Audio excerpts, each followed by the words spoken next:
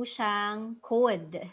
So, pwede rin po yun yung gamitin natin, no? Yung CUXLB. So, click lang po ulit, joinpd.com, tapos CUXLB.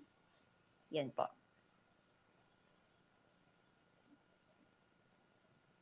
Sige, so Teacher Mark tuloy. Sir Mark, habang wala pa po, parang pwede ko po bang magpatulong po sa kung pwede po silang mag-login na lang. Yes, I'm So already here. i-chat ko na lang sila doon sa Facebook Live kasi parang hindi po siya lumalabas doon sa Facebook Live. Ayan, wait lang. I-chat ko na lang po sa inyo.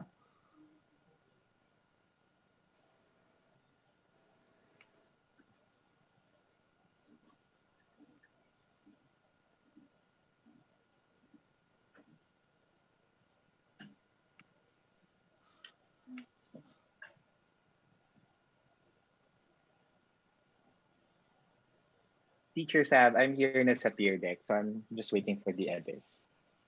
Yes, thank you.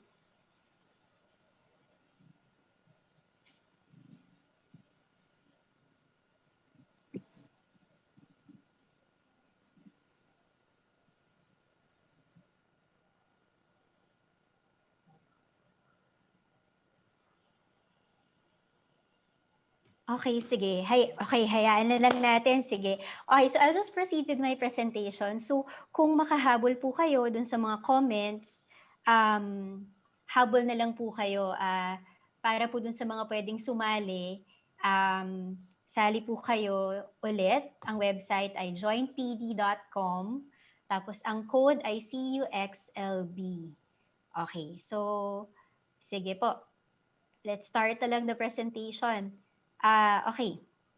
So, actually gusto ko sanang kumustahin kayo muna, no? Kung marunong po kayo sa peer deck, ang makikita nyo po sa screen ninyo, itong slide na ito, tapos pwede nyo pong galawin actually yung purple line para po ilagay sa ang number na kayo. Okay, kamusta po ba kayo? Kasi ang dami pong, sabi nga ni Mark kanina, ang daming nagbago dahil lang sa isang maliit na virus. At sa lahat ng to, di ba, kamusta kayo? Kayo ba ay nasa zero, nag-e-enjoy ka sa mga pagbabago? O kayo ba ay stress pero okay pa, so nasa gitna? O talagang burnout na po kayo? Okay? So yan. Yan. So marami naman na tayong responses.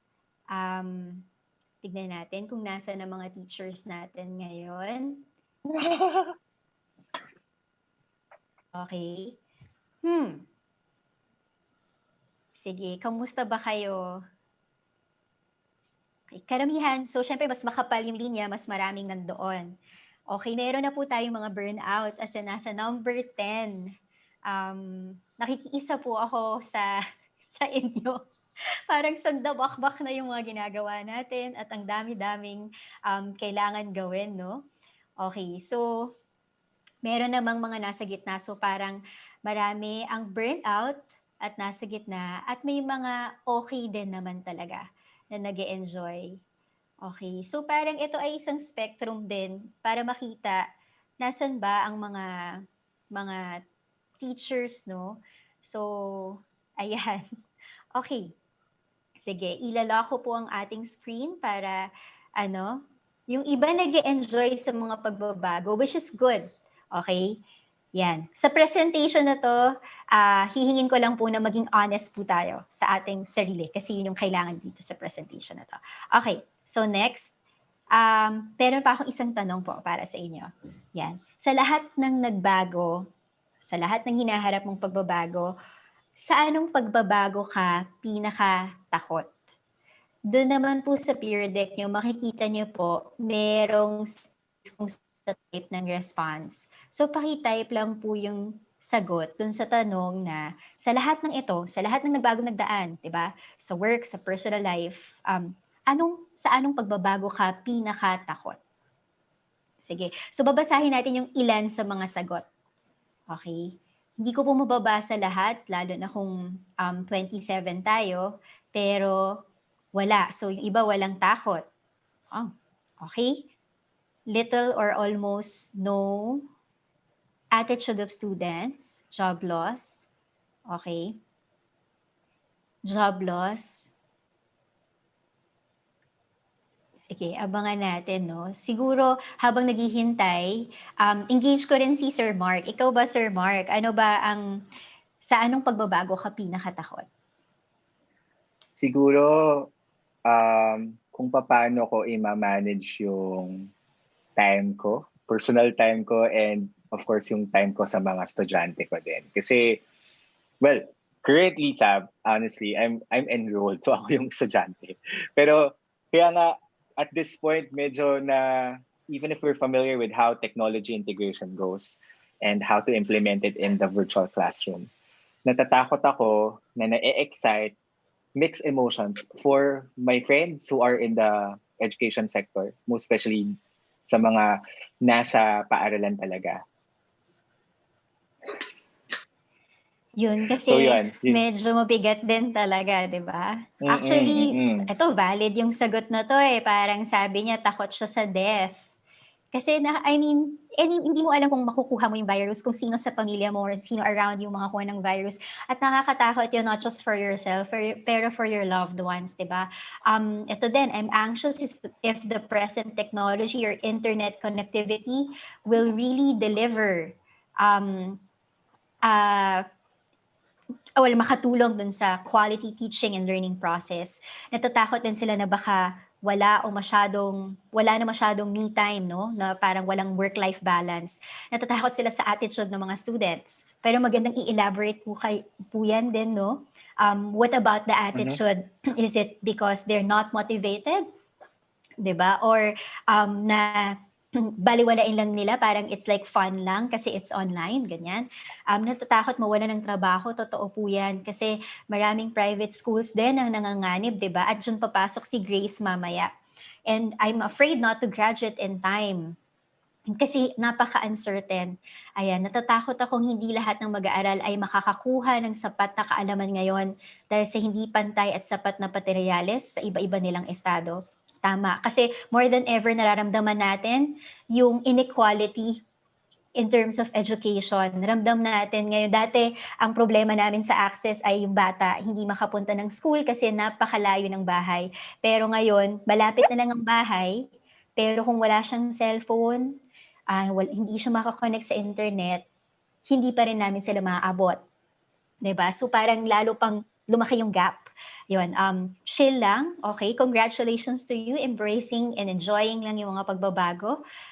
Okay, career relevance, getting the virus, ayan, attitudes of students towards their teachers and new normal of teaching. Okay, maraming salamat po sa mga sumagot. Sige. So, ito po, parang all of us, bukod dun sa nagsabi na okay lang, chill lang, which is also a good attitude, karamihan sa atin actually ay may takot, 'di ba? And siguro parang isa sa consolation natin dito ay na hindi tayo nag-iisa dun sa nararamdaman nating fears and anxiety and stress, 'di ba? So lahat ay affected by this pandemic in some way or another. Kahit kahit paminsan okay ka pero yung family member mo hindi okay or may kakilala kang friend na hindi okay, may pinagdadaanan, in a way you will still get affected, 'di ba? At gusto ko lang kunin itong pagkakataon na 'to para sabihin sa lahat ng stress, nakapaguro, sa mga magulang at sa mga students na natatakot at anxious at pagod na okay lang na hindi tayo okay. 'Yun. So, okay lang na hindi tayo okay na, kailangan natin aminin at tanggapin kung hindi tayo okay. Naging ano ko po 'yan, eh, naging sakit ko po 'yan nung 2018. Hindi ko natanggap or hindi ko naamin sa sarili ko na hindi ako okay dahil productive naman ako, tuloy-tuloy ako nagtatrabaho, marami pa akong nagagawa actually, as in super very productive, pero hindi ko hindi ko inaamin sa sarili ko na hindi ako okay sa loob. Kasi hindi ko tinatanggap yung pagod, yung stress. So it's really burnout and hindi ako okay mentally and emotionally. So bumagsak po talaga yung mental health tapos wala akong maramdaman at all. So ni happiness, ni sadness, ni kung ano man, naging numb lang and I had to ask for help. So it's really parang part siya ng humility and part of actually strength and courage to admit when you're not okay. Yun, kasi hindi naman kailangan or hindi naman ibig sabihin na matatag ka ay matatag ka all the time. So yan. So parang doktor, kung hindi mo alam, kung hindi mo sabihin sa doktor kung ano talaga yung na may nararamdaman ka, may sakit ka, paano kanya matutulungan na magpagaling, 'di ba? So yan. So para sa umagang po ito, meron lang akong 3 points. So maiksi lang siya. At ang 3 points na ito ay hindi na po 'to bago kasi siyempre pagod na tayo sa pagbabago. So ang bibigay ko lang po ay mga paalala na kung dahil yung iba sa atin nalulunod na, baka magandang balikan at alalahanin lang po ang mga bagay na ito. So minsan kasi it helps for us to be reminded, 'di ba? So and sa panahon ngayon, um, hindi naman po tayo na we are watching history unfold, 'di ba? Kung tutuusin po, we are part of this history, 'di ba? And we create this story. So parte tayo ng gumagawa ng history na nag-a-unfold na ito at kung anong susulat natin, kung anong kuwentong ginagawa natin makakaapekto dun sa history na nag-a-unfold. So yun, kaya inisip ko na, dahil kuwento, history ang pinag-uusapan natin, we help create this story, ano ba ang kuwentong binubuo natin? At yung first point ko ay, ano yung story that we tell ourselves? Ano ang paulit-ulit nating sinasabi sa ating sarili, 'di ba?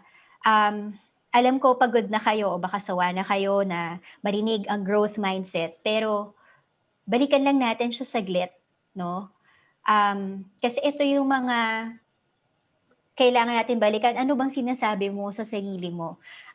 Nasa fixed mindset ka ba ngayon o nasa growth mindset in terms of interacting with this change, 'no? Pero subukan kong i-contextualize, Halimbawa, nung pinasubok sa'yo ang isang bagong educational tech o platform, halimbawa Google Classroom, tapos hindi mo nage-gets, anong sinabi mo sa sarili mo, 'di ba? Ikaw ba yung tipong, "Di talaga ako magaling diyan." O parang, "Sige, subukan ko." 'Di ba? Or parang, "Sinubukan ko na, pero hindi talaga. So I give up, 'wag na lang ako mag-Google Classroom." So nasan ka doon, 'di ba?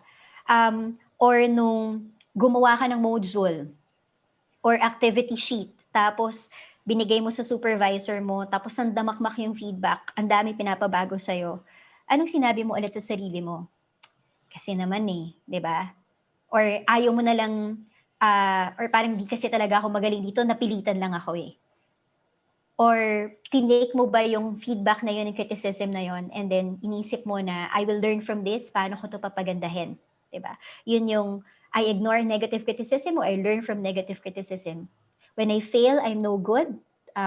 Pangit kasi talaga, hindi talaga ako magaling dito, o when I fail, I learn.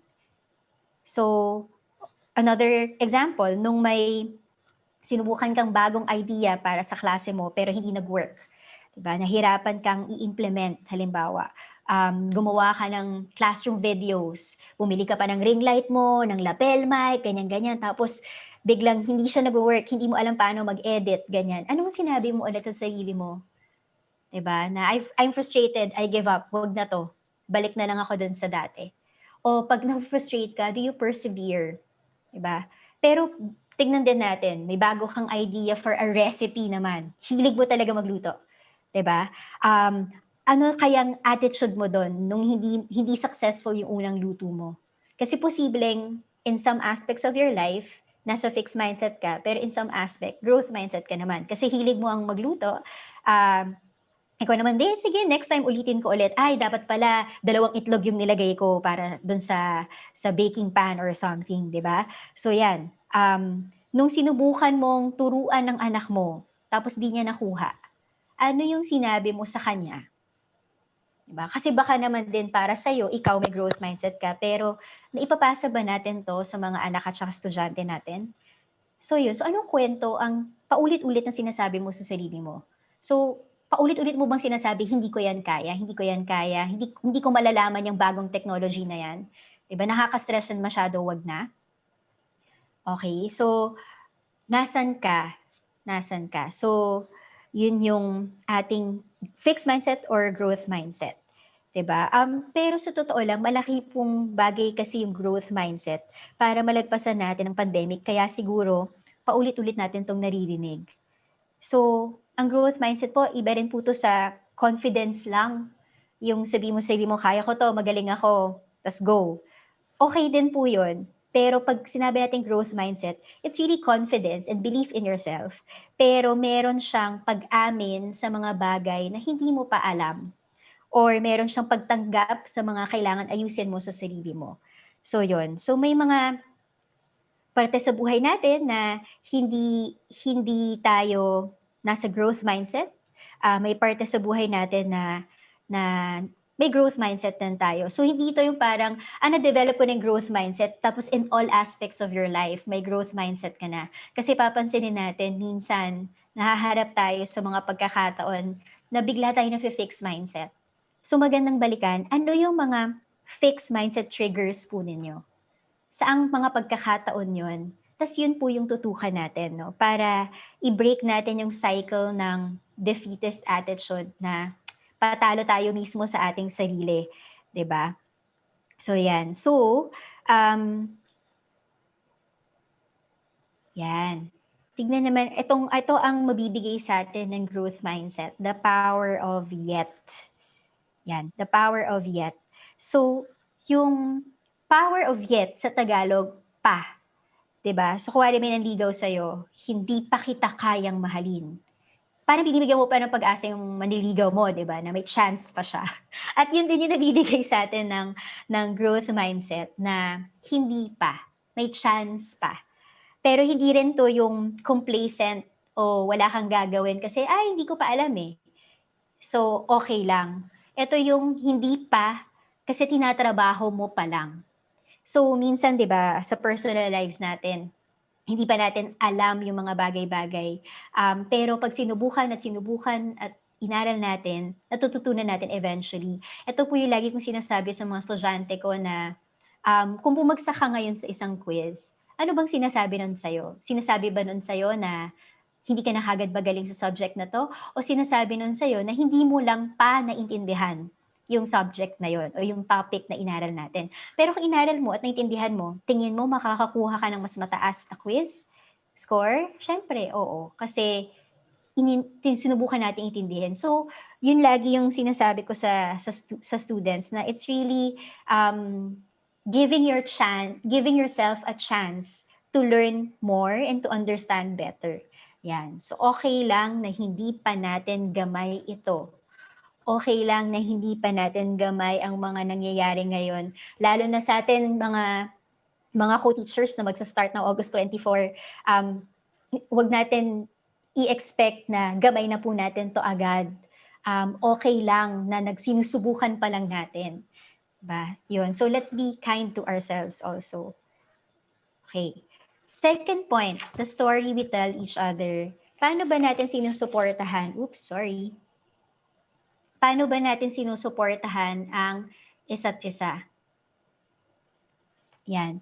So, bago ko pala sabihin yon, ang ang maganda, sorry, nerd kasi ako.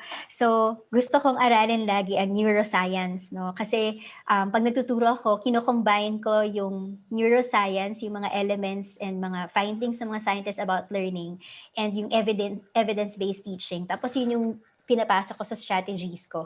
And and nabasa ko na ang growth mindset, itong power of yet, it actually develops your brain. So, may tinatawag tayong neuroplasticity, which means your brain can create more connections, no? So, hindi ibig sabihin mas matanda ka, hindi mo na kayang matutunan 'to kasi mas matanda ka na or matanda ka na, hindi hindi na 'yan kaya. Actually, kaya. Kasi your brain, yun nga, it can no matter your age, it can create a stronger neural connections as long as you try and do it again and again. So, because it's yet, hindi pa, at inulit-ulit natin, tumitibay po yung mga connections sa brain, at habang tumitibay po yung mga connections, yung neuron, yung connections yun natin sa nerves, ibig sabihin mas nakukuha natin siya, mas nagagawa natin siya automatically. And that's how we get smarter, no? So we know more than before. And we are learning so much in such a short time, lalo na po ngayon, di ba? Ilang months, kailangan natin aralin. So nafo-force tayo. But hopefully we emerge from this as better and smarter people. And because of that, the Philippines sana will have a better and smarter teaching population. Diba? So yan. So we go to the story we tell ourselves. Sabi natin kanina, hindi tayo nag-iisa. Lahat tayo takot, stress, di ba? So ano ginagawa natin para suportahan ang bawat isa? If we know this, di ba? If we know that everybody's stressed around us, what do we do? Dun sa chill lang, congratulations, chill. Di ba? But how do you support the other people who are stressed? At sana we respond to this with kindness and compassion. Kasi team tayo, di ba? Sabi nga, nanood ako ng Hunger Games kagabi, tapos maganda yung isang phrase na inulit-ulit dun sa Hunger Games na, remember who the real enemy is. Remember who the real enemy is. Maaring dahil sa sobrang stress natin, nagiging overly demanding tayo, so nagkakaroon ng tension, ng friction, nag-aaway tayo, ganyan. Meron din blaming na, hindi ko kasi kasalanan yan, siya yan, blah, blah, blah.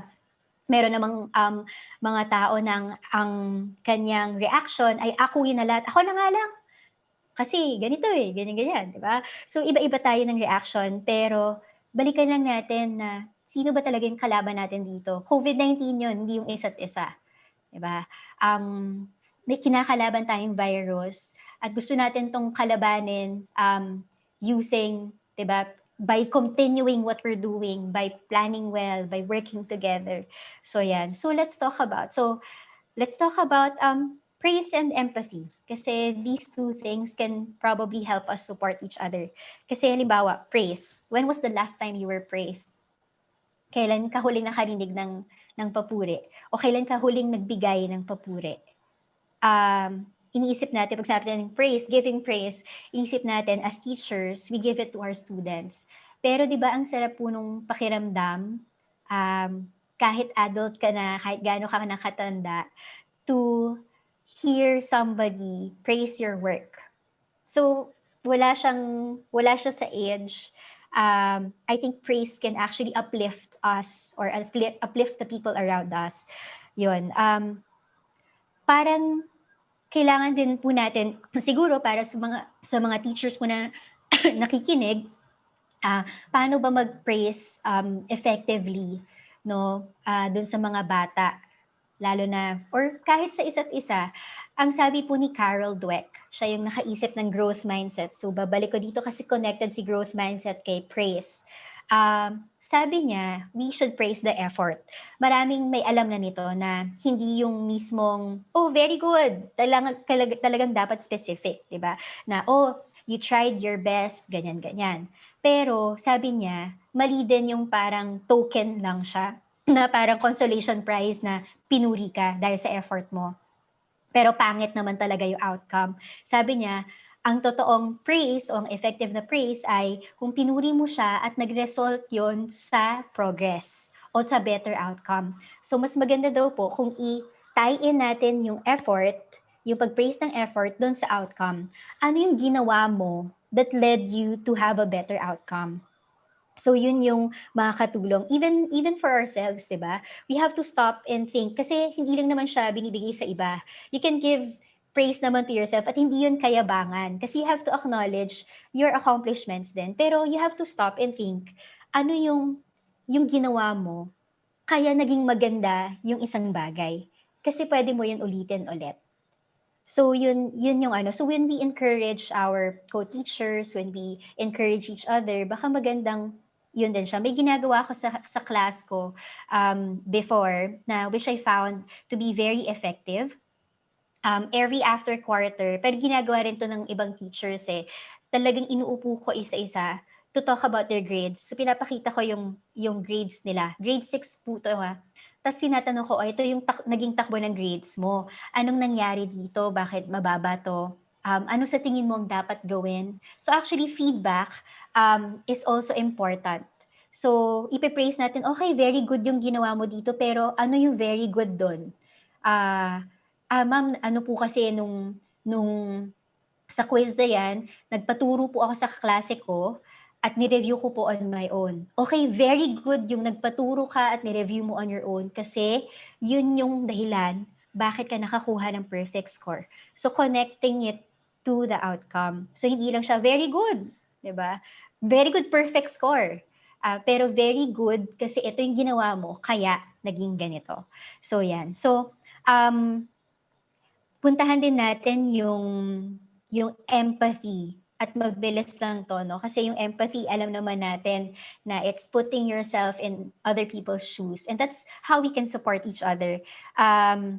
Meron akong magandang-magandang study na nabasa on empathy, at connected siya sa morality, which siguro magandang reminder sa panahon na ito 'no. So may isang study at na-publish 'to sa New York Times 'no, na pinag-aralan ng mga scientists yung mga daga 'no. So meron silang, sabi nila ang isang daga na kumakain ng chocolate o kumakain ng food, kapag may nakita silang isang daga na nalulunod, sasigipin nila yung dagang yon. So pinag-aralan nila may difference ba kung magkaiba yung kulay ng daga. So ang ginawa nila, um, may isang group ng black na mga daga, tapos may nalulunod na ano, na sort of parang nilulunod nila yung isang black na daga. So tinignan nila yung reaction nung dagang kumakain. Sasagipin ba niya yung black na daga? At totoo, sinagip niya yung black na daga. Okay. Sabi nila, paano kung iba? Okay, paano kung white na daga yung kumakain, tapos nakita niya yung black na daga. So white na daga na grupo ng mga white na daga, tapos black na daga yung nalulunod. Tapos hindi sinagip nung white na daga yung black na dagang nalulunod. Sabi niya, "Oh, baka nga naman talaga sa kulay ito." So another, setup ang ginawa nila, yung white na daga lumaki sa piling ng mga black na daga. Okay, white na daga, lumaki around, around black. So parang si white, kasama niya mga black. Tapos ang nilunod nila ay kakulay niya, kasi yun yung hypothesis, 'di ba? So ang nilulunod nila ngayon yung white na daga. Alam niyo, hindi sinave nung white na daga yung kapwa niyang white na daga. Okay, ta's sabi nila, "Bakit kaya?" Okay, so binalitan ulit nila. So, ang ginawa nila, meron namang, white na daga, kasama ulit ng mga black na daga, at black na daga yung nalulunod. At interestingly, yung white na daga na yun na lumaki, kasama ng mga black na daga, sinave niya yung black na daga. Ano yung aral nung experiment? Ang sabi ng mga scientist, um, hindi siya about race, hindi siya about color. It's about understanding the context of the people you are with. So dahil yung white na daga, mas kilala niya o mas naintindihan niya yung mga black na daga, sasigipin niya yung black na daga. So pag white na daga yung nalulunod, hindi niya yun papansinin. Kasi hindi niya alam o hindi niya kilala yon. So para sa atin, so it points out us to what morality is all about, sabi dun sa experiment, na it's really empathy, putting yourself in another person's shoes and also learning about others. So the more you understand and the more you learn about other people, the more you feel their pain and suffering. And siguro very important po yung reminders sa ngayon kasi sabi nga natin lahat tayo nakakaranas, eh. Sinama po ako sa isang workshop, na US-based, tapos interesting kasi pagdating po namin dun merong participants from US, Africa, Australia, Indonesia, et cetera. Pero pare-pareho po tayo ng problema. Pare-pareho ng problema na, paano yung mga estudyanteng walang gadget, walang internet, paano magtuturo at this time. So, kung tutuusin, malaki talaga yung chance or malaki yung opportunity for us to have empathy, for one another. At sana yun po yung ilabas natin sa panahon na ito. Kasi naiintindihan natin yung context, 'di ba? Yun, so kaya nating um, magtulungan para makaraos po sa panahon na ito. So yun, at siyempre, kasi ano ba yung pagkakaiba, so reminder lang po ulit dahil alam niyo na po ito, pero ano ba yung pagkakaiba ng sympathy at saka, empathy, 'di ba? Madalas ko po kasing naririnig 'to, na kapagka sa panahon ngayon 'pag nagkukuwento ka, biglang sinasabi ng mga tao, "Hindi, matatapos din 'yan. Okey lang 'yan, matatapos din 'yan." Or at least hindi ganito yung nangyari. Kunwari, lalo na 'pag grief, 'pag namatayan yung isang tao, parang sinasabihan sila ng, at least hindi siya ganito, nahirapan, at least tama din naman po yun, pero, um, that's that's sympathy, and sympathy is okay, 'di ba? Ta's lagi pong advice from your point of view kasi iniisip natin na napagdaanan natin 'yan, eh. So, ibibigay ko lang yung advice ko. Pero kung gusto niyo po talaga ng totoong empathy, um, kailangan hayaan natin yung tao na maging not okay. So, hindi lang yung parang ayaw kasi natin minsan makita yung mga loved ones natin na hindi okay, 'di ba? Parang gusto natin maging okay sila, pero it's for our sake. Kasi ayaw natin, nahihirapan yung loob natin na makita sila na nahihirapan din. So, gusto natin okay sila kaagad. Pero tingin ko the best way to support one another is to just let them, experience that. Kung talagang nabibigatan sila, acknowledge lang, "Okey, mabigat pero nandito lang ako." 'Di ba? So, it's okay not to be okay. Ta's irespeto natin where they're coming from. Don't judge, yung parang nahihirapan yung isang tao pero para sa'yo madali. So, nahuhusgahan mo tuloy siya na parang, "Dali lang 'yan, eh, bakit nahihirapan ka?" 'Di ba? So, hindi yun empathy. At yun, parang paminsan kailangan natin i-let go yung point of view natin na lalo na minsan tayong mga teachers mahilig tayo magbigay ng advice, 'di ba? Pero minsan the best way to be there for someone is to just listen. So yun. So, iwas-iwas din po dun sa advice lang agad, okey. So yan, um, sige. So magandang reminder po 'tong from the prayer of Saint Francis, 'di ba? How do we support each other? It's not so much, to seek to be consoled as to console. Minsan ikaw yung naghahanap ng consolation, pero minsan mas magandang ikaw yung nagbibigay ng consolation, and in doing so, nako-console ka rin. 'Di ba marami po tayong experiences na gano'n na akala mo, naghahanap ka ng person na kasi ang bigat ng pakiramdam mo, naghahanap ka ng makikinig sa'yo, pero once makinig ka sa problema ng iba, parang iba din yung feeling, parang mas gumagaan ka rin just by listening to others. Yun, to be understood as to understand. Minsan nauuna tayo na, "Ba't di mo kasi ako maintindihan?" Intindihin mo naman ako. Pero teka muna, parang inintindi mo rin ba siya? So yun yung minsan question, and to be loved as to love, 'di ba, na mas magandang ikaw na yung mag-abot una ng pagmamahal, kaysa sa ikaw yung nagde-demand ng pagmamahal, yan. So, okey. So kung maaari po, punta ulit tayo sa ating peer deck. Kunin ko lang 'tong pagkakataon na 'to 'no, very quick lang, very quick and very short messages. Baka chance na magbigay tayo ng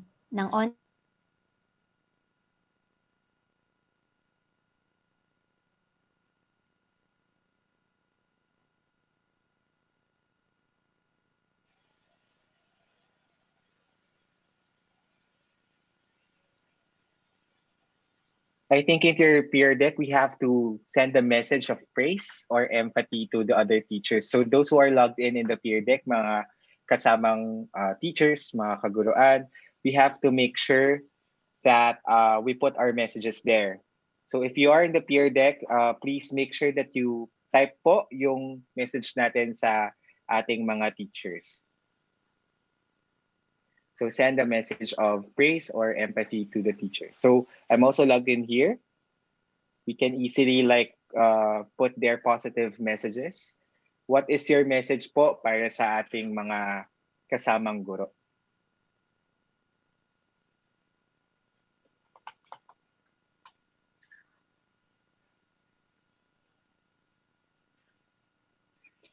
So what I like about Teacher Sab, sa message ng presentation ni Teacher Sab, is the fact that everyone is there to support each other. We need to make sure that we are open to learning. And at the same time, we have to make sure as well that we have this growth mindset. So yun nga po yung sinasabi ko also to my students. Um, we have to make sure that before we complain, we do something about it. So let us all have that kind of framing. Kasi in this at this point, we have to make sure that we are together as a team. Hindi po natin kinokompetensya ang bawat isa. We are also not competing with the other teachers or with the other schools. We have to make sure that we put solutions to the problems that we are facing. We maybe have different contexts, but we are on the same boat. We are experiencing the same thing. Okay. Another thing that I also picked up from the talk would be related to the right kind of framing. So there are two types of framing po when in terms of making sure that education continues. So one would be the execution frame. So we already have that lesson plan. Alam mo na kung ano yung tuturo mo. Okay, today, meron akong idea for my class. Nakalatag na siya for the entire month or for the entire quarter. Pero also understand that we are, as teachers, the first timers na gagamit ng technology in the classroom, we are not yet experts in making sure that this will run smoothly. So we have to make sure that we are also open to that learning frame. So it's not perfect. It's okay na magkamali. To err is human, and we have to make sure that learning still continues for our students. Okay, so while we're waiting for Sab to go back, let's try to connect to Grace. Grace, are you there? Hi, Mark. Yes, I'm here. Hi, Grace. Okay. All right, so let's talk about your talk naman. So maganda yung pinakita ni Sab. It's more of how teachers should cope with the new normal, making sure that we have that kind of mindset, growth mindset in general. For you, we will be focusing naman on helping the institutions, no? Kasi at this point, we have to see also schools, most especially, kasi ang public school sector natin, kung di po niyo matatanong, comprise almost all the schools. But also, we have to make sure that the other side of the fence is also given focus as well. So, Grace, would you like to start your talk? Yes, let's do that. So, well, first, I want to empathize with our teachers right now, no, especially our audience from the different private schools. Like, we know it's a challenging time. Mahirap talaga na we're not just starting a new school year. Actually, di ba, pag nagpa-prepare tayo to a new school year, may ibang level of challenge yan eh. But at the same time, it's not just starting a new school year, but really introducing distance learning. So I empathize with you on the challenges, but I also want to praise actually our teachers, because even if ang daming debate like kung paano yung best way to do distance learning, I could see our educators really striving to make sure that learning doesn't stop, right? So I praise our teachers, our audience right now, for fighting and making sure that we're up to that challenge. So I personally learned a lot dun sa mga na-share ni Sab, and I'm sure our audience had the same experience din naman as I did. So what Mark has mentioned, so what I will be presenting right now is some tips on how we could make sure that we are equipped in this new normal. And alam ko yung isa sa mga challenges ng private schools natin, even before starting the lessons, actually is how do we make sure that we have enrolled students? May mga estudyante pa rin ba na pupunta sa mga schools natin to enroll? So allow me to quickly share on what education could actually help you with. So moving to the next slide, there. So these are just the introduction which Mark already did. So let's move now to the next one. Allow me first to share with you kung ano yung nangyayari sa education space natin. So moving to the next one, we are seeing actually what's happening in the Philippine market. Nakikita natin dito na Philippines remains to be a really good country compared to all other Southeast Asian countries, all because we've got a good GDP. Alam ko, some of you have already seen the news like, hey Grace, may recession. True, there is a recession, but if you would also compare the numbers that Singapore has reported, mas mataas yung recession na nangyayari sa kanila compared to ours. But yes, there's still some debate on what is the true number. But regardless, it's not just us who's experiencing it. Across all other countries, there is some economic difficulties happening. But despite that, what you're seeing on this chart is that there's so many good things that we could actually tap on. Pagdating sa English-speaking community, you could see here 98% ng population natin is actually the good literacy rate. And that is despite of the limited resources that we have. And it's because we have teachers like you who continues to make sure that our spoken English is actually really good. And on top of that, our internet penetration is also at a good number. The ITC reported just a few days ago on the level of internet penetration. So hindi nagkakalayo with the numbers that you see here, which is around 60%. So still at a good rate. You would tell me na why not of a higher number? It is still an acceptable rate, all because if you would check on their socioeconomic class, AB and middle class is actually a good representation already of this penetration numbers. And in terms of like ownership of gadgets, kasi baliwala ang internet connection kung wala tayong gadget. We're seeing that there's a 93% ownership of smartphone na may internet para sa mga edad na 16 to 24 years old. And yan yung mga estudyante natin. So they have actually an access to internet and to gadget at this stage. Then moving to the next slide.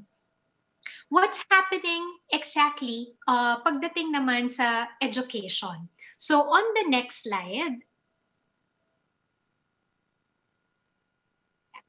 you would see here na may iba pang activities na nangyayari in our education space, no? First is that we have already disrupted the education in terms of like the reforms. Ngayon, the K-12 is very much in place. And on top of that, we see actually good support coming from the government continuously. So there's investment happening. The budget allotted for the education space still remains to be at a big chunk. Like for instance, the latest is at a $17 billion investment into our education space. And what we're seeing also is that we have foreign partners who are willing to share their learnings and to make sure that we are able to accelerate our education agenda here in the Philippines. But what's happening naman ngayong pumasok yung COVID-19 na naka-quarantine tayo? So going to the next slide,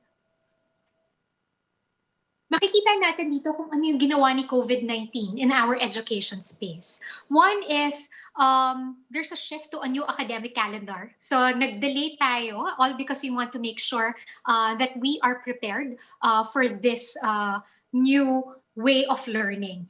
And on top of that, lahat syempre naging online. Now, what we're seeing is that actually, these are not first-time issues or concerns na na-raise. Even before the quarantine, we are already equipping our schools, our students to really utilize online. But what happened is that COVID-19 situation has magnified this. So it's not like we're completely with a zero starting point of doing things online. It's just that right now we're being pushed to accelerate the usage and adoption of all these tools to make sure that we are prepared for online or distance learning. So that's what's happening in the Philippines. Now, going to the next slide, we're actually seeing almost similar situation for our neighboring countries here in Southeast Asia. Medyo a little bit na iba lang for those developed countries for the like of Singapore. Kasi makikita niyo dyan na mas mataas na talaga yung kanilang penetration ng internet. But for us, you would see that it's comparable to the other developing countries of Southeast Asia. And what they're experiencing is very similar to where Philippines is. So, hindi naman tayo sobrang naiiba. Kahit yung mga kapitbahay nating countries are experiencing the same. And again, just like what I mentioned kanina, if now we're now moving to the next slide, all this situation, uh, it's nothing new. We were already encountering concerns on how to digitize some of the transactions, some of the learning experiences. It's just that this quarantine situation has magnified it. So, how do we actually now navigate in this new norm?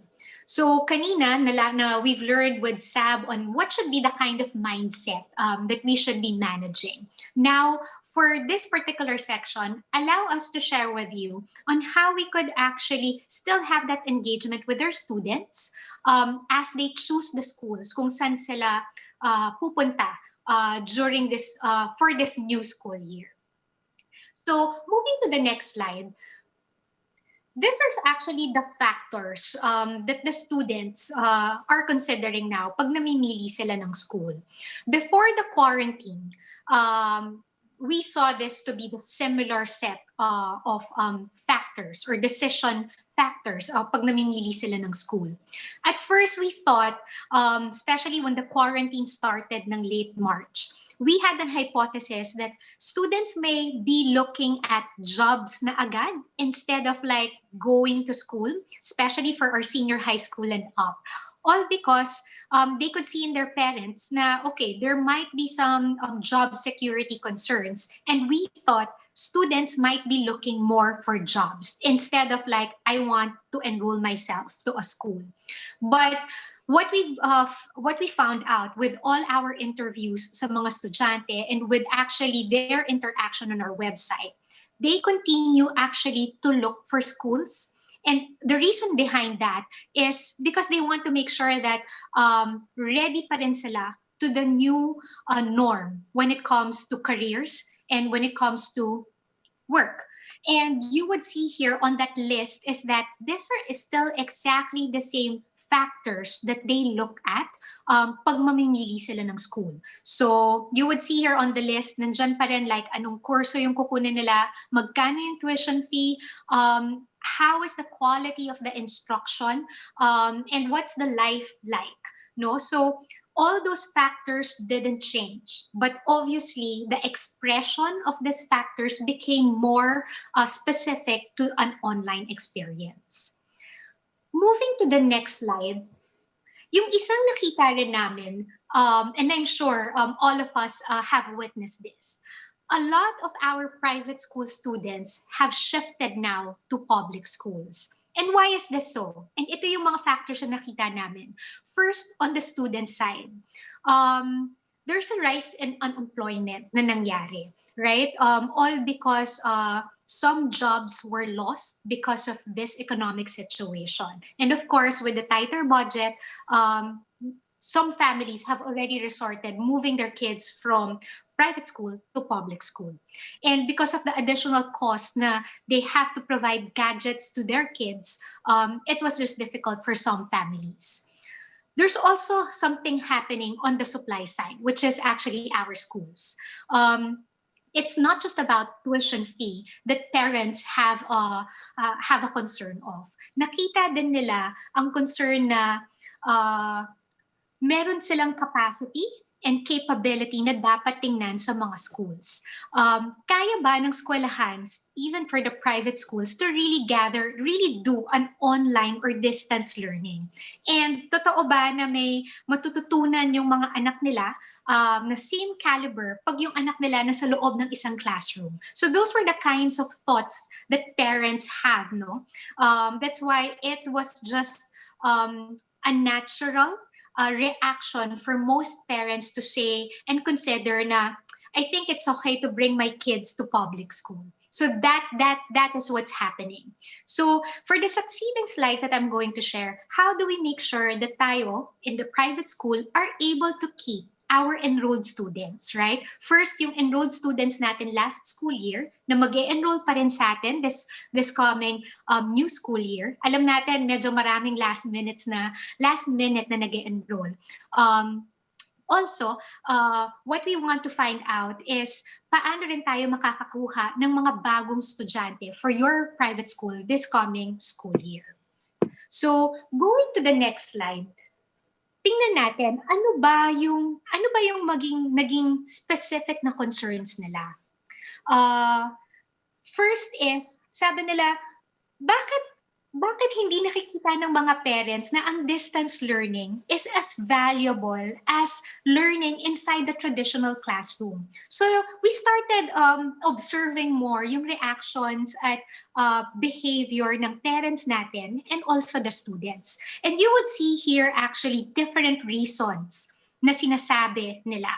But after going through all those conversations, the core insight that we picked up is that, you know what? The parents are not trusting that distance learning will be as effective as traditional classroom setting.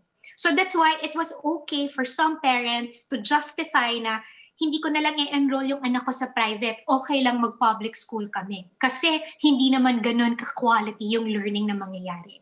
But you know, the real factor there that na kailangan nating i-address, and this is not just a job of marketing of private schools, but it is our job, all of us in the education space, to put that confidence sa parents and sa mga estudyante that, you know what, distance learning could work, online learning could work, and the experience of learning something new could still happen even if walang teacher sa harap nila in a classroom setting. So that's the challenge that we need to address. So moving to the next slide. So ito na, ano yung eksaktong pwede nating gawin para matulungan natin yung isa't isa in making sure that we have enrolled students in our virtual classrooms. First, moving to actually the next slide, no? How do we make sure na meron tayong enrolled students? Dalawa yung dapat nating i-manage. And we still, I know like we're pressed for time kasi the August 24 is happening soon. But we also know na marami tayong last minute na mga estudyante na nag-e-enroll. And that's the case year on year, every school year. So ano yung dapat nating i-manage ngayon? First, it's all about content strategy. Pag sinabi natin content strategy, ano ba yung mensahe na pinapadala natin sa parents at sa mga estudyante? Dapat focused yon para mas madali nilang maintindihan. So that's the first way to be effective in recruiting our students. And secondly, we've got to know ano yung distribution strategy. So meron tayong mensahe. Yung pangalawa, anong platform yung gagamitin natin so that we will be able to actually convey that message. So those are the two things we need to manage. So simulan natin sa content strategy. Ano bang dapat na mensahe na sasabihin natin sa mga estudyante? So moving to the next slide. Ito ang content strategy natin. Moving again to the next one, is all about our Gen Z, yung mga estudyante. We are actually in a generation wherein deciding kung anong eskwelahan, anong kurso, anong strand is not anymore just dictated by parents or by the family. This generation is actually making decision together. Nakita namin yon na parents are now more open to listen kung ano yung interest at gusto ng mga anak nila. So when we actually market our schools, hindi pwedeng parents na lang. The students themselves, the kids themselves have actually a say in that decision. Nag-uusap silang parents at anak. So in our way to really market our private schools, we cannot miss out on the Gen Z students. At malaki yung population nila. They're 20 million. So let's try to understand the Gen Z. Moving to the next slide. This is what we found out. This research is actually a consolidated result of many researches that Edukasyon has done for the past months, but also the researches done by different companies. So ginawa namin, we reviewed all those and we checked ano ba yung common theme of all those researches about Gen Z. So what we found out is like there are three things that Gen Z wants.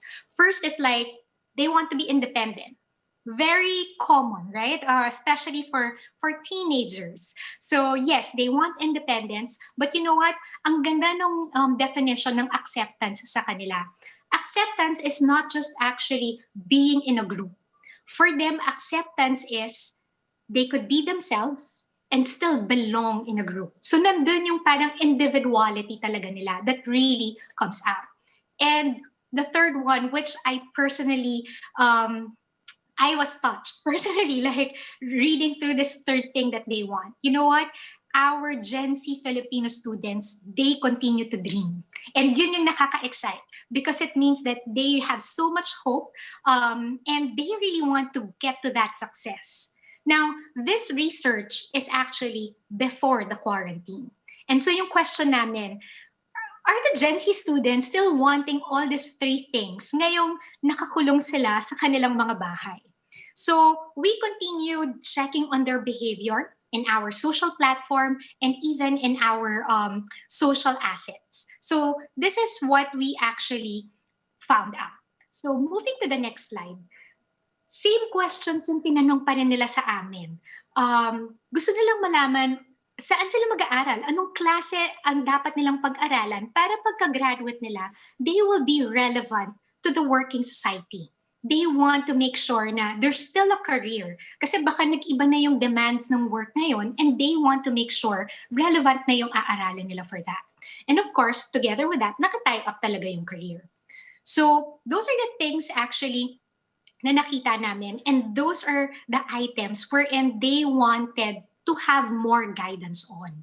And to continue actually that learning experience of us understanding our Gen Z more, moving to the next slide, what we found out is that, mas nakilala namin sila, mas nalaman namin kung ano yung kailangan nila and how we could exactly help them. And everything was all about the future. And the future, going to the next slide, is actually scary for our Gen Z. Kasi yun yung mga kailangang desisyon na gawin nila. But more so, pagdating nitong quarantine situation, moving to our next slide, they're not just scared of the future. Before kasi pag tumitingin sila ng mga education decisions nila, it's because gusto nilang paghandaan yung bukas, yung future. But because of the quarantine situation, it was not just about the future that they got scared of, they got scared of the present as well. Kung makikita nyo dyan sa line graph na yan, what happened is, pagdating ng quarantine situation, nag-shoot up lahat ng mga questions ng mga estudyante sa aming website. And did the question remain there? Did the question become different before the quarantine happened? Actually, the focus of the questions remained the same. They wanted to know what kind of education that they should be having so that may career sila, may totoong trabaho sila by the time they graduate, especially in this pandemic situation. How were we able to get those information?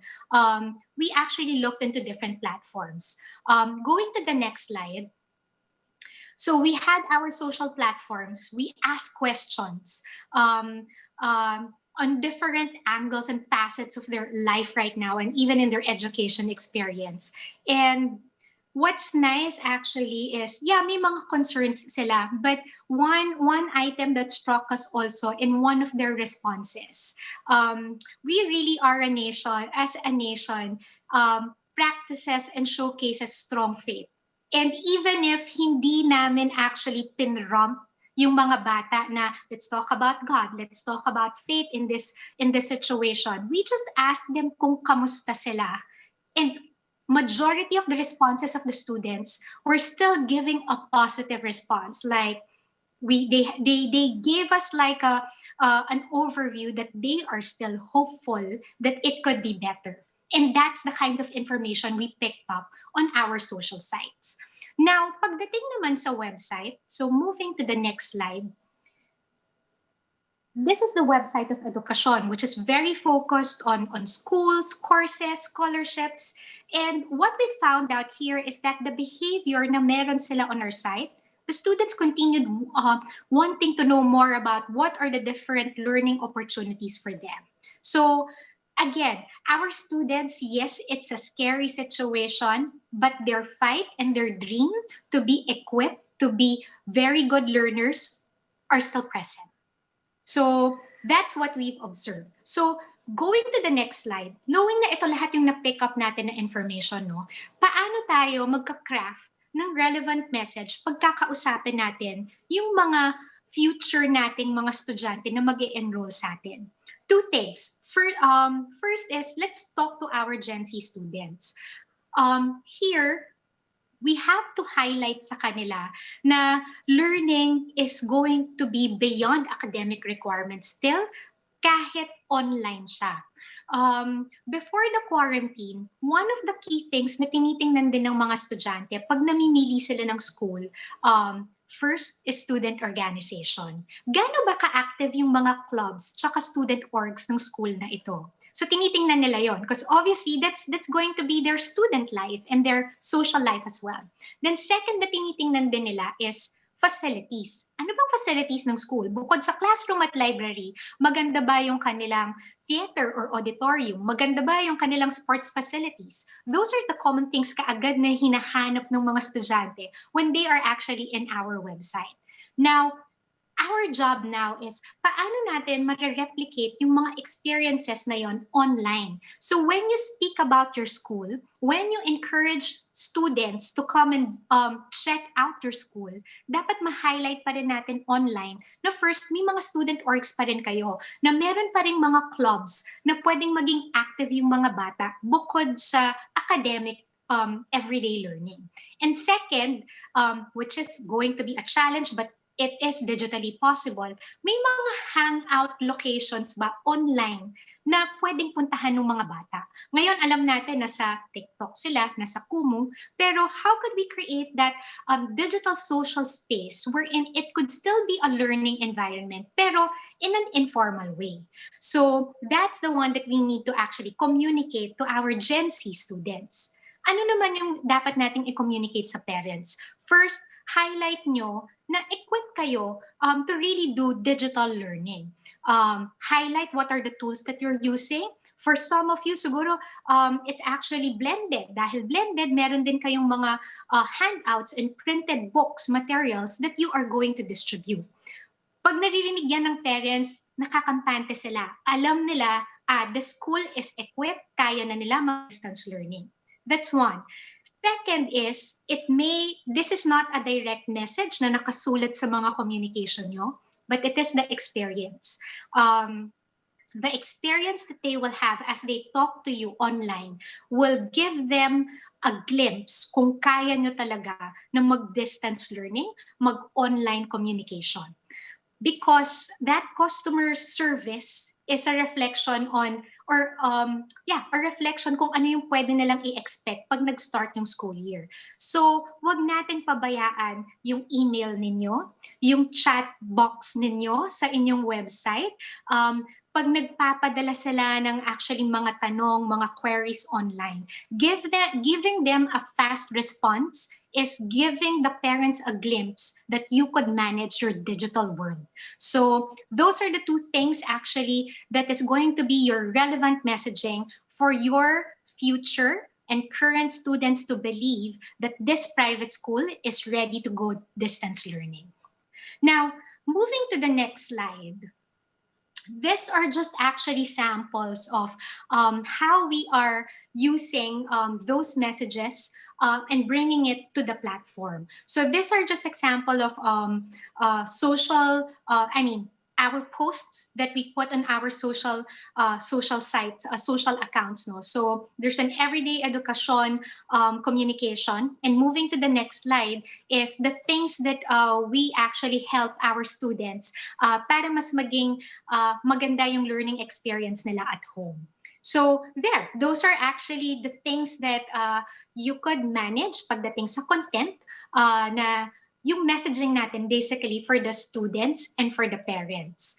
Now, quickly, allow me to share to you ano yung mga specific tools na pwede ninyong gamitin. So, to the next slide. I will be sharing with you different digital tools, no? This is not education promoting a specific brand or what, but really, this is just sharing with you, and some of them have free features para makapag-trial na kayo kung ano yung best na pwede nyong gamitin.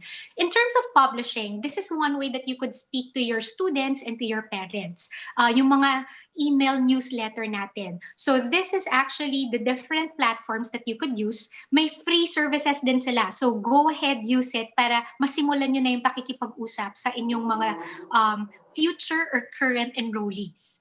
Next is actually pagdating naman sa multimedia. On the next slide, these are actually sources kung saan kayo makakakuha ng mga multimedia materials. Your Gen Z students, ma-creative sila. So ito yung mga sources of like GIFs and photos where you could get those materials at madali nyo actually madadagdag sa mga presentation at communication ninyo. Next is on the email marketing. So this one, going to the next slide, please. Ito naman yung mga sample na platforms, digital platforms that you could use para mas madali kayong mag-create ng newsletter at magpadala ng newsletter sa inyong mga parents and students. So if you have the email addresses of your students and parents, keep that. That is a valuable information para tuloy-tuloy yung communication na mapapadala nyo sa kanila. Next is analytics. So on the next slide, this is also important. So yung mga information na shinare ko sa inyo kanina, we were able to gather those information because we have this analytics. These are just some of the sample that you could use. Especially kung may Facebook account na yung school nyo, you could check already kung sino yung mga bumibisita sa inyong Facebook account, and you know who would be the potential students that you could speak to. So magagamit din nyo ito at may libreng services yung mga yan. So nothing to worry kayo. Next is the learning management. This is just like one of the samples. I'm sure marami pa. But again, I'm just sharing this with you para you could experiment na and try some items. And as you try those items, you will find out kung ano yung best tool para sa inyo. And lastly, on the next slide, operations. So it's not just actually conversing to your students and to your parents, pero paano rin kayo mag-uusap-usap sa school? Lalo na ngayon na hindi na kayo physically makakapag-meet with your fellow teachers, right? Hindi na siya madaling meeting tayo sa faculty office. So dahil hindi natin yun magagawa physically, these are just some of the tools that you could use para you could continue to connect with your fellow teachers as well. So those are all the digital tools that you could use. We will be sharing this file with you para mas madali niyong mahanap kung ano yung mga tools na to, no? And going now next to the next slide, which is distribution strategy. So kanina kung maalala nyo, dalawa dapat yung i-manage natin if we want to really market our schools to the students and parents. One is communication, ano yung mensahe na sasabihin natin sa kanila, and pangalawa, what is actually the distribution strategy. Saang platform tayo dapat maging present para malaman ng mga future students nyo about your private school. So moving to the next slide. Ito yung ginagamit natin before nag-quarantine on how to actually get students. I'm sure most of the teachers could really relate to this, no? Madalas tayong mag-school fair, meron tayong mga school caravans, tapos syempre yung mga billboard, radio announcement, ganyan. Yan yung mga marketing na ginagawa natin. And of course, open yung school natin for walk-in applicants, right? Especially yung mga estudyante na gustong silipin anong itsura ng classroom and all that. But with our current situation, kahit isa dyan, mahirap actually nang i-implement, right? So what we need to do is really, going to the next slide, no choice na tayo. We need to embrace completely digital. And not just embrace it, dapat alam na natin kaagad how could we make it effective. So Allow me now, moving to the next slide, introduce to you edukasyon. We are your partners in making sure na malaman ng mga estudyante natin at mga parents kung saang school, anong course, anong strand yung pwede nilang pagpilian. So to actually introduce more to you what we do, who we are, let's watch this video.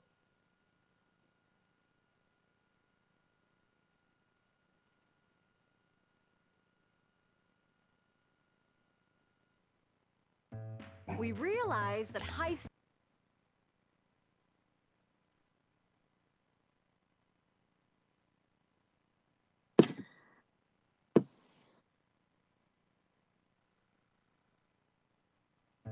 We realize that high school, college, even a first job can seem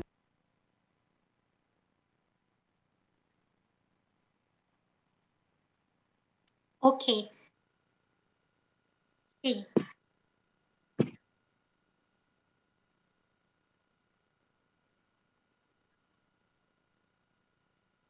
Okay, so medyo nahihirapan lang tayo konti with technicalities, but while we're waiting for that video, I think, Mark, do you want us to check ano ba yung mga naging comments ng ating mga teachers sa ating discussion, no? So that we could just share more clarity kung ano man yung na-share nila sa comment section natin. Okay, I'm gonna read some of the comments, no? So, what I really like pala, sorry, before we go to the comments, what I really like about your talk would be the strategies that schools can implement in terms of making sure that they are present in the online space, in the digital space.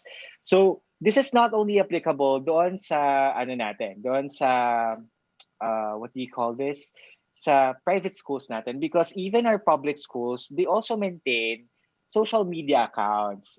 So Yes. it's also parang parents are also torn in terms of like where to send their students, their kids to school. Lalo na because our public schools are also competitive. So most of the time, yung mga sinasabi mo kanina school fairs and yung traditional marketing, nakita mo sa labas ng schools nila kung sino yung mga achievers, mga students na nag-give ng honors sa school and even the teachers. So yun. So one of the comments that I read here would be, thank you Globe for this particular initiative. Ayan, sabi nila, malaking tulong daw sa mga kapwa guro at everyone is really in the same boat. So yeah. But before we proceed to the discussion of the comments, guys, I think their video is already ready to upload. Sige, game. Let's watch that video first. We realize that high school, college, even a first job can seem scary. That's why we created education.ph to equip them with tools, connect them to schools, find scholarships, learn online, match their skills to courses and jobs out there. So their future wouldn't be as scary. Education.ph.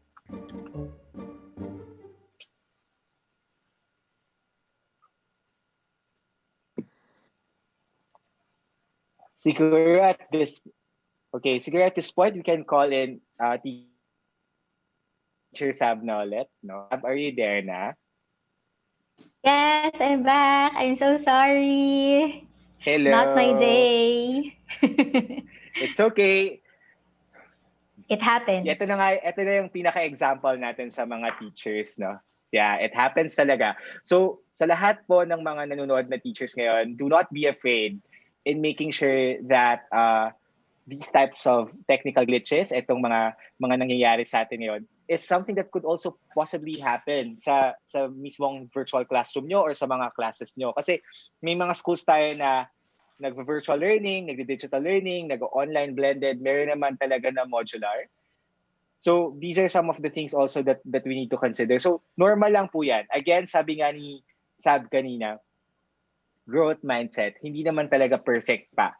At this point, we are exploring what will work, what will not work, and what are we gonna do in order for these things to mesh. Of course, we really need to make sure na hindi na mauulit yung mga pagkakamali natin before. We could always try. We could always repeat mistakes. Pero ang maganda dito, we have to adjust that.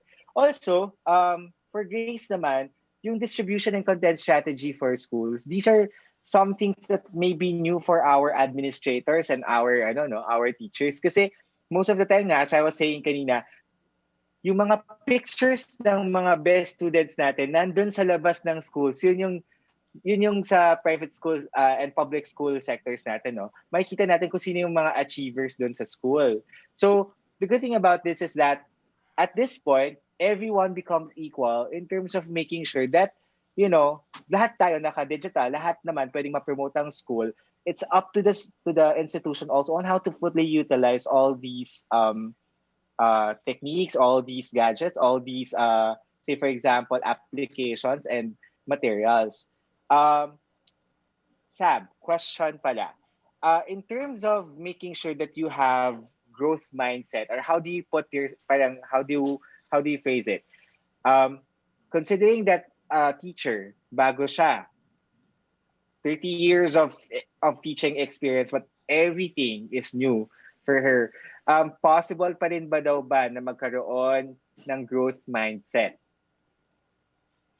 Oo naman, kasi parang sabi nga natin kanina, wala siya sa edad, nasa attitude siya. So kahit na hindi, kahit na anong edad mo, as long as willing kang matuto, matututunan mo siya. Kasi naalala ko, pumunta akong Palawan, tapos may nakilala ako, si Teacher Linda. Lagi ko siyang kinukwento sa talk eh. Pero super senior na siya. I think retired na siya by now. Pero nung time na yon, island school ang Palawan, but she was really serious, or she really tries hard to learn how to Google search. Kasi nung time na yun pa lang, para lang masuportahan yung mga bata. So it's really about the attitude and the mindset of the person. Okay, thank you. Thank you, Sam. How about you, Grace? Sa panahon ngayon, so as I've said nga, parang this particular discussion does not only put our teachers and our students and our parents into the limelight, but also our administrators and the entire school ecosystem, no? Parang at this point ba, kung i-market ko ang school ko, ano ba sa tingin mo yung pinaka-effective way sa lahat ng suggestions mo na binigay sa ating mga manonood? Right now, it's being present. So kahit na hindi siya face-to-face, we could still actually show our sincerity and authenticity sa ating mga parents and students na gusto talaga natin silang matuto by being present online. So yung nabanggit ko nga kanina, anything to do with customer service is a reflection on what kind of experience ang makukuha ng mga bata pag nag-start na yung distance learning. So even if like the parents are sending emails or nag-chat sila sa inyo sa Facebook, being present and actually responding to that immediately is allowing parents to feel na kaya. Like, there is really someone at the end of this conversation who's a human being responding actually to their queries. So that's going to be our piece of advice. Like, it's not a robot na sumasagot doon. Actually, it's our admin people in the schools who are responding to that. And being able to respond immediately gives the confidence to our parents and to our students na may totoong tao sa school na to, hindi lang isang website. Right. Pero Thank pwede you. ba So, ako magdagdag doon, Mark? Kasi yes, of parang as a course, teacher Sab. naman, I think yun, napakahalaga nga nung communication with parents, and dapat nga respond quickly, but also try to set boundaries. Kasi yun yung fear ng mga teachers na nagsulat kanina, di ba, na baka mawalan na sila ng work-life balance. Because mahirap talaga yung boundaries at this time, na parang anytime pwede kang i-message. But I think it should be also clear that you have to also take care of yourself and para plus professional din yung dating, diba? Set a specific time where you can address, kung teacher ka, where you can address queries so that alam din ng parents when to ask you questions. Tama naman. Kasi sa panahon ngayon, no, dahil nga lahat mag-work from home, hindi na natin nalalaman kung ano oras na ba?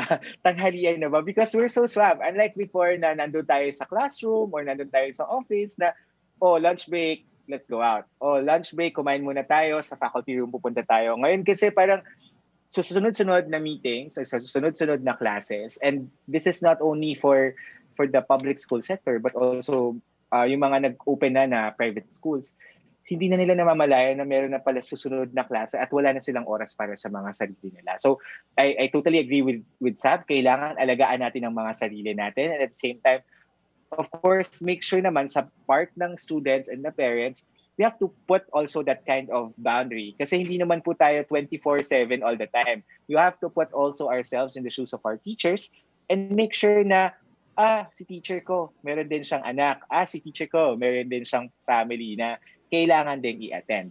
So all these are some of the issues.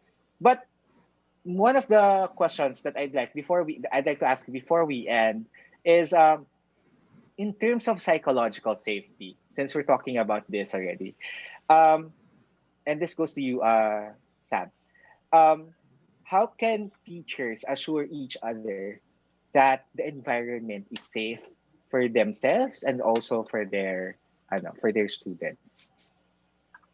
So, I guess you're talking about the online environment, no? Kailangan talagang pagtulungan niya ng parents and ng teachers. Yun nga, parang for us, we have to set rules, 'di ba? We have to manage also to check kung ano yung mga websites na pinupuntahan. So as teachers, we have to recommend the sites that they go to, direct them to good sites, and warn them about sites na hindi okay. So yan. Tapos anytime, dapat din yung approach natin sa students na they're willing to approach us if anything happens. Kasi parang minsan kasi, kaya ako binanggit kanina yung parang don't judge first, yung empathy. Kasi minsan, nagsasabi pa lang yung mga bata ng problema, hinuhusgahan na kasalanan mo kasi, bakit ka kasi nagpunta dyan? Pero pag ganun kasi attitude natin, kids won't tell us anything. It's either mamili ka, alam mo, kahit nakakatakot, o hindi mo alam at hindi mo siya masusuportahan. 'Di ba? I think it's better that we know what's happening to them. And so we have to keep that line open, whether we are a teacher or a parent, we have to assure the kids that we're here for them. So that's one way to create that kind of environment. Yun. Thank you, Sam. And Grace, lastly, also, in terms of making sure that our schools are present, okay, what's the best advice that you can give them? You could always ask for help. So you're not alone in this situation. Marami actually in the education sector, not just actually the schools themselves, like us, tech companies, corporations, like Globe as well, diba? We are here to help you also. So just raise your hand and just say, we need help on what specifically. And nakita nyo naman, like for instance right now, we make ourselves available because we see actually the purpose of what you're doing. Kahit kami, hindi man kami guro o teacher sa loob ng isang virtual classroom ngayon, we want to contribute to the very vocation that you're doing. Maraming gustong tumulong. Thank you, Grace. At this point, I'd like to thank Sam and Grace for joining us today. Maraming salamat. This session is one of the most interesting e-Skwela sessions that I've moderated. Sa ating mga teachers po, lagi po nating tandaan that everything that is happening right now is temporary. Okay? This may not be, or this may not change in the next couple of months or in the next couple of years, but embracing it with bravery and with a positive mindset, with a positive outlook, and making sure that we want to rise above all these adversities. Of course, isa lang po yan sa mga maraming bagay na pwede nating ayusin at continuously improve. Again, huwag po tayo matakot magkamali because sa mga pagkakamali po natin ay mas marami po tayong matututunan pa. So we'll see you in the next e-Skwela after 2 weeks. And I hope that you learned something from today. Please make sure that you register as well. And if you have some inquiries, don't hesitate to email us at education@globe.com.ph. So this is Mark, and thank you so much.